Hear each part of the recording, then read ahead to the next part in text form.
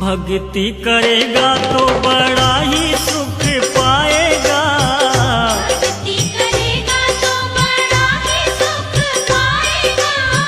भक्ति से आत्मा का मैल छूट जाए।